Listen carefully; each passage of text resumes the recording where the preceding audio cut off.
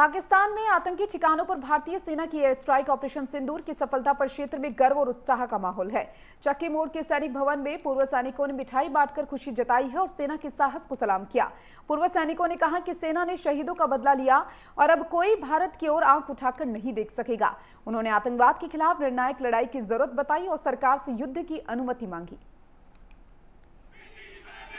पहलगांव में उग्रवादियों के द्वारा जाति पूछ करके कायराना हमला किया और कई बहनों का सुहाग उजाड़ दिया।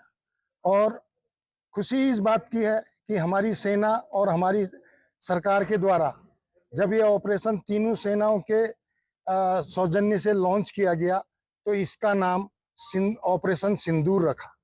ये बोलने में तो बहुत सरल है कि ऑपरेशन सिंदूर, अगर लेकिन इसको किसी दूसरी उससे हम सोचें तो ये उन माताओं बहनों के साथ हमारे देश की सेना, हमारी देश की सरकार डायरेक्टली कनेक्ट हुई है, जिसका नाम ऑपरेशन सिंदूर रखा। और जिन माताओं बहनों ने अपना सिंदूर खोया उसी के नाम से ये ऑपरेशन किया गया। ये पाकिस्तान की हालत हमको जो है 16 ने भर मालूम है। ये जब तक ये हमेशा मार खाते रहा है इंडिया के साथ। सबसे पहले 47 में देखो इसकी हालत, तब भी ऐसा ही था। फिर 65 में देखो इसकी हालत, फिर भी ऐसा ही था। फिर 71 में था, जिसमें मैं भी शामिल था 71 की लड़ाई में। ये जब तक जूते से नहीं मारो इनको तब तक ये मुसलमान कहीं भी है ये कामयाब नहीं होता है। चाहे व्हाट्सएप ग्रुप हो, चाहे फेसबुक हो, चाहे इंस्टाग्राम में, सबको ये अवगत कराया गया कि आज शाम 7 तारीख को एक मॉक ड्रिल होगी जिसमें सारे शामिल होंगे।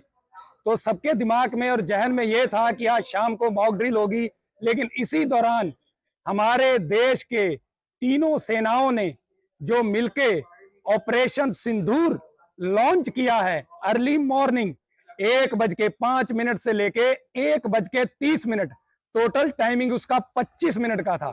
सबसे सराहनीय काम यह है, इससे पहले भी सर्जिकल स्ट्राइक हुई है लेकिन वो हमारे पीओके जो है पीओके में ही हुआ है, लेकिन जो अभी मोदी जी ने किया है लॉन्च, वो भावलपुर में घुस के 100 किलोमीटर अंदर घुस के ठोका है। जो अजर महसूद है वो रो रहा है, खून के आंसू रो रहा है।